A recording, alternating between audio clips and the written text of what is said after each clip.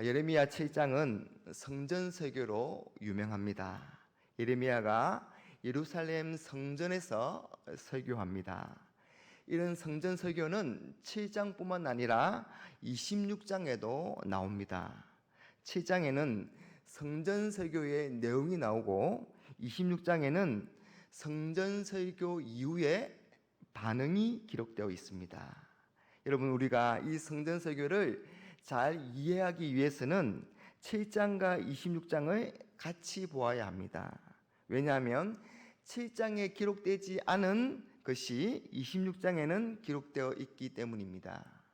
예를 들면 7장에는 성전 설교를 언제 했는지를 나오지 않지만 26장에 의하면 이 성전 설교는 여호야김 왕이 유다를 다스리기 시작한 때에 했습니다. 하나님은 예레미야에게 성전문에 서서 제사하러 성전을 찾는 사람들을 향해서 말씀을 선포하라고 하시는데요. 4절을 한번 보시기 바랍니다. 너희는 이것이 여호와의 성전이라 여호와의 성전이라 여호와의 성전이라 하는 거짓말을 믿지 말라.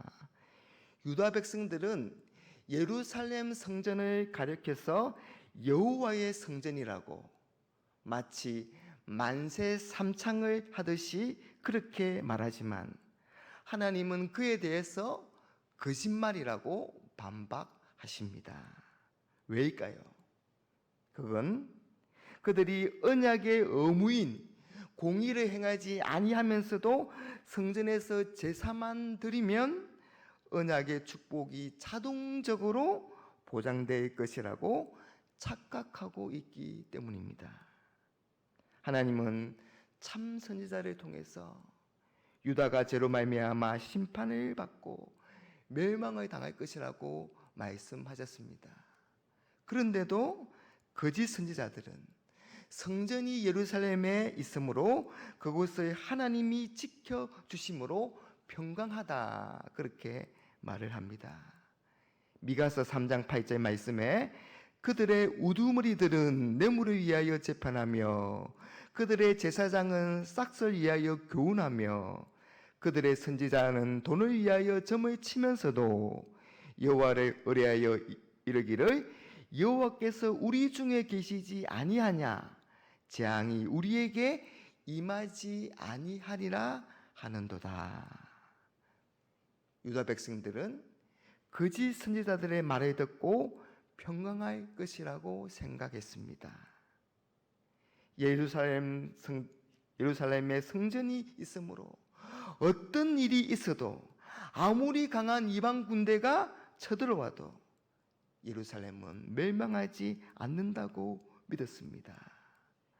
성전은 결코 무너질 수가 없고 따라서 예루살렘은 망하지 않는다고 믿었던 것입니다. 예루살렘 성전이야말로 모든 재앙과 불행으로부터 자신들을 지켜주는 안전지대라고 생각한 것입니다.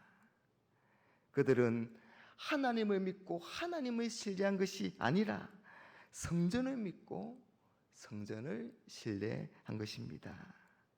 하나님이 그들과 함께 하시기에 그들이 안전한 것이 아니라 성전이 이곳에 있으니 안전하고 멸망하지 않을 것이라고 생각했습니다.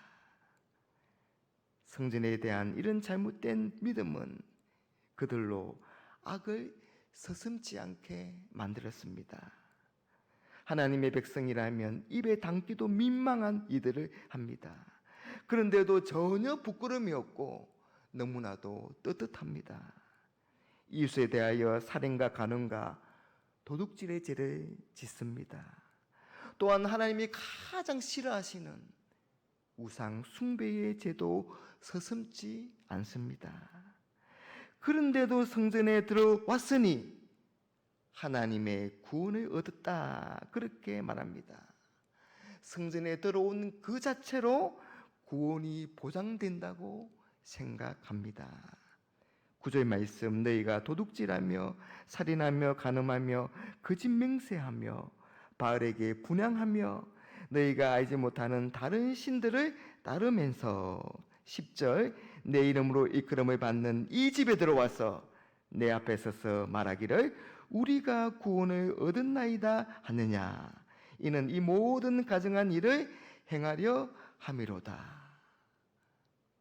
하나님의 백성으로서 하나님의 말씀대로 살지 않으면서 말씀을 듣고 삶은 변화되지 않으면서 일상의 삶 속에서 하나님 없이 살다가 그저 교회에 오면 복을 받을 것이라고 생각한 것입니다. 그건 잘못된 신앙이며 잘못된 믿음입니다. 여러분, 하나님의 말씀을 이렇게 어기는 이런 유다를 하나님의 백성이라고 할 수 있겠습니까? 하나님이 이런 유다 백성들을 가만 두시겠습니까?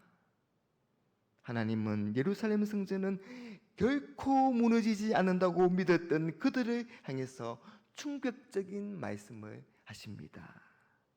그건 성전도 무너질 수 있다는 것입니다. 그 예로 실로의 성소가 파괴되었다고 가르쳐 주십니다.